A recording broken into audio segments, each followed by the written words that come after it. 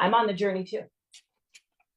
And there's some things that all of us notice on this journey of self-love, because God designed us for love. He designed us for love. We are love. But if we don't understand that, if we don't embrace that, if we don't accept that, and there are some things that as we go on the journey that we come to realize, at least that I've come to realize, that there are some things that can oppose and can come against. There's some messages, there's some programming that we receive along the way from different things, right? That can deter, that can interfere with, that can cause us to deviate or turn away from the truth about love and about who we are.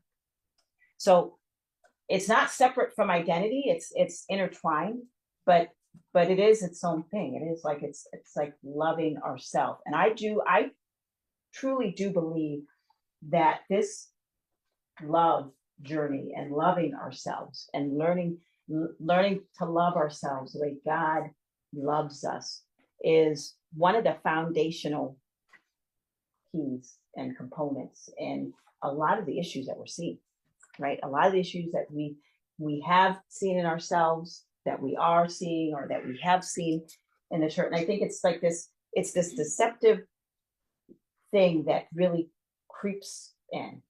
So that can creep in and pose as other symptoms. And then we can go and chase after other things, and we can look at this and we can look at this, but really the very thing that's the villain is this. We can go as far as to saying sometimes it's just self-hatred, because we live in a culture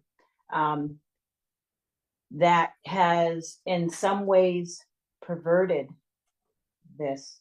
So the world perverts it, and then the church in some ways has programmed or taught us religion. Now, I'm not saying every church. I'm just saying sometimes religion says, no, if you say anything good about yourself, you're prideful. Yeah. If you think positive things, you're prideful.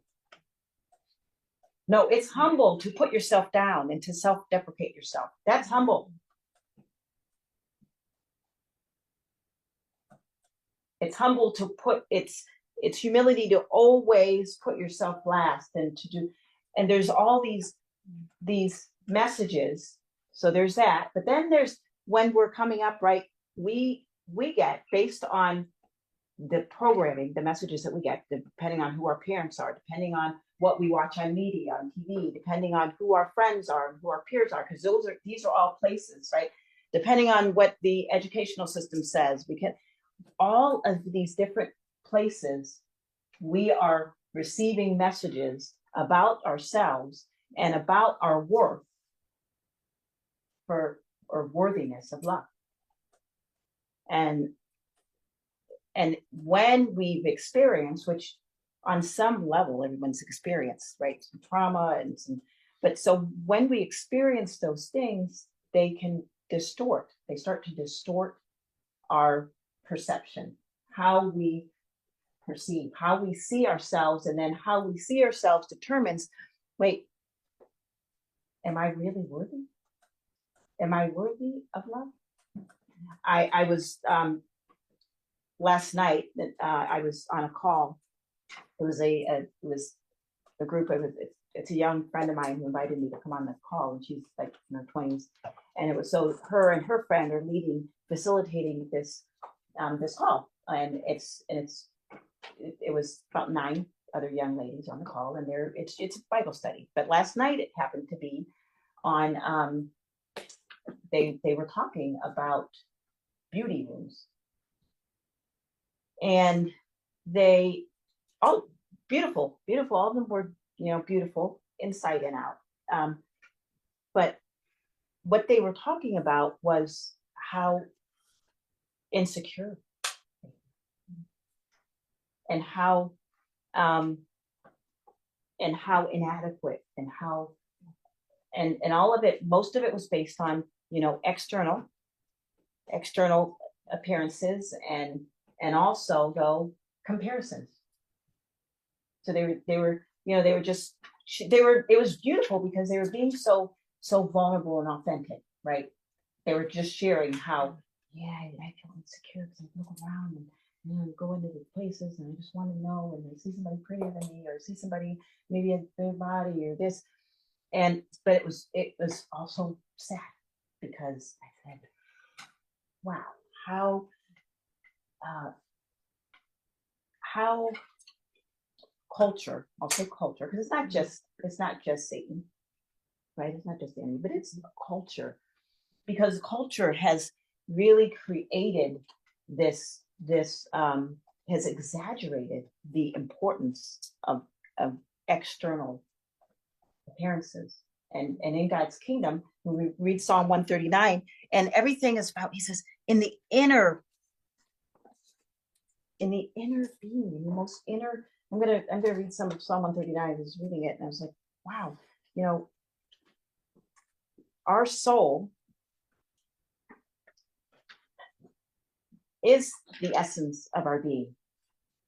But I think that what's happened, and even with this hatred, this self-hate, this unworthiness, this lack of self-love, I believe that is, when you think of spirit, because it's not just soul, there's a spirit, right? There's spirit for everything that we can see in the natural realm and all the symptoms. There's also a spirit. So there's a spirit, love blocking spirit, right? There's a spirit of self-hatred.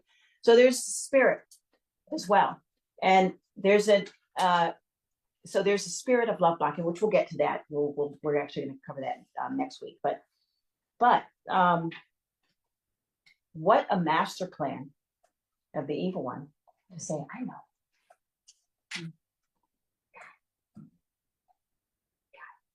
If I can get each person to first think and believe that they are the right. If I can get them to think that it's not just theirs, but that's who they are. And then if I can get them to just focus on everything that they can see and judge themselves and everyone else based on what they can see. And then if I can get them to hate what they see, because they're measuring and judging, and then, then we can get social media. And we can really get that. We can, with social media, that we can get them to compare and to look at and assume that everyone else is showing their real life, and we can get them to just compare and really then exaggerate that self-hate and say, I'm not enough, I'm not good enough. If I can just do that, and then we can divide them, right? The enemy comes to steal, kill, and destroy, to divide. God unites. So then we can divide them, because they can focus on and exaggerate the differences and the insecurities and the insufficiencies and the lacks and all the worst parts of themselves and others. And then once they hate themselves, well, Jesus lives in them.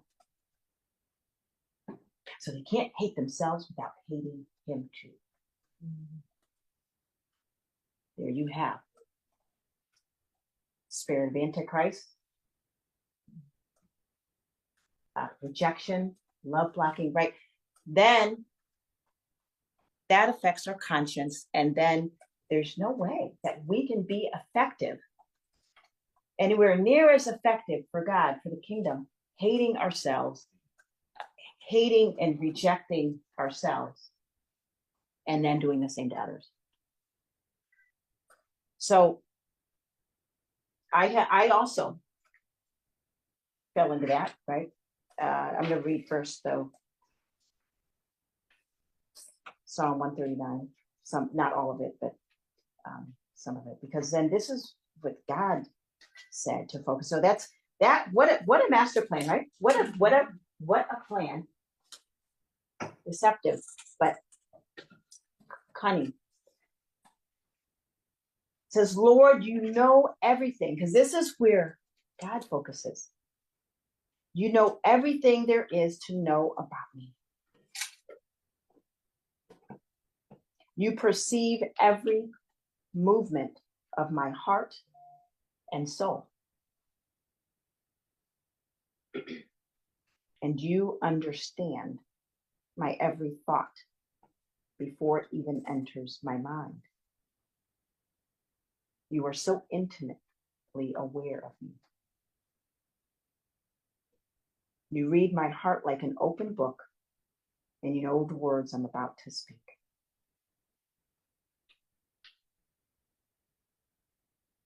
Before I even start a sentence, you know every step I'll take. Before my journey even begins, you've gone into my future to prepare the way.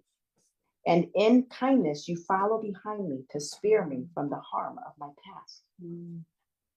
You've laid your hand on me. That's just too wonderful, deep, and incomprehensible. Your understanding of me brings me wonder and strength. Where could I go from your spirit?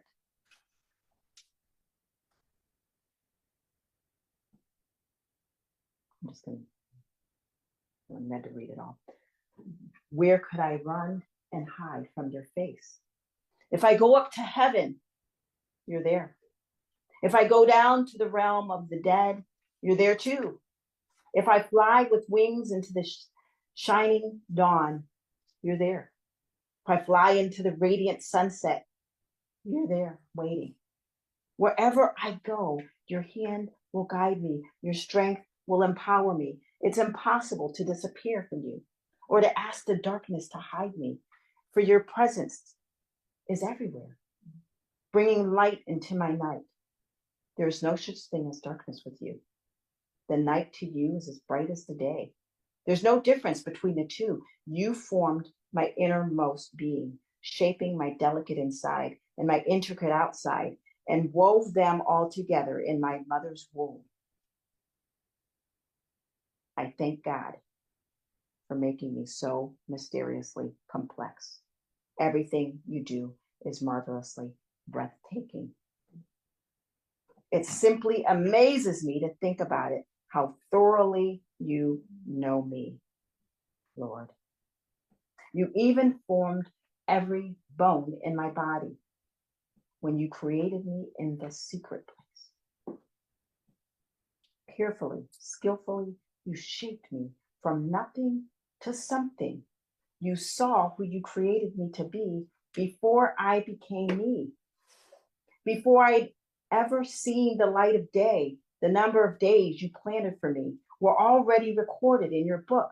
Every single moment you're thinking of me. How precious and wonderful to consider that you cherish me constantly in your every thought. Oh God, your desires toward me are more than the grains of sand on every shore. When I awake each morning, you're still with me. Oh God, come and slay these bloodthirsty, murderous men. For I cry out, depart from me, you wicked ones. See how they blaspheme your sacred name and lift up themselves against you, but all in vain.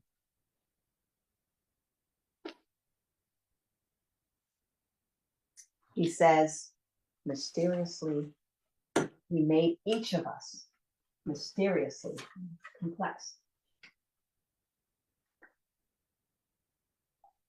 And that complexity, that beauty, we're to love and appreciate it.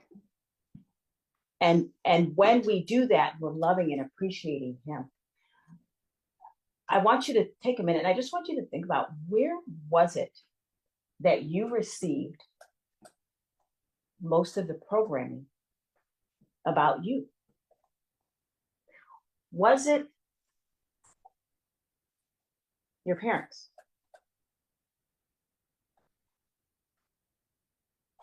Was it the school? And mainly, if there's, so think about some of the positive programming, but also think about some of the programming maybe that was negative, that maybe that maybe you know that you came into agreement with, that you believe.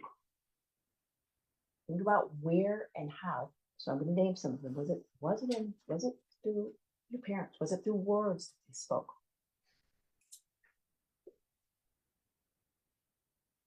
Was it through your friends?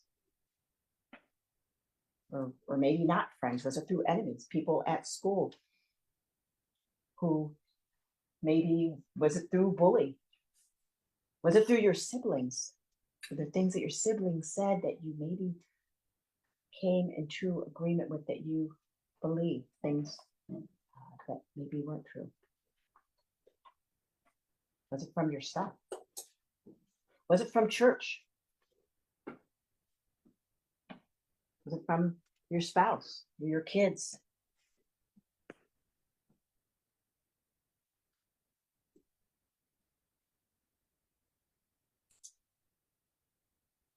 Was it from the media? Was it from the educational system?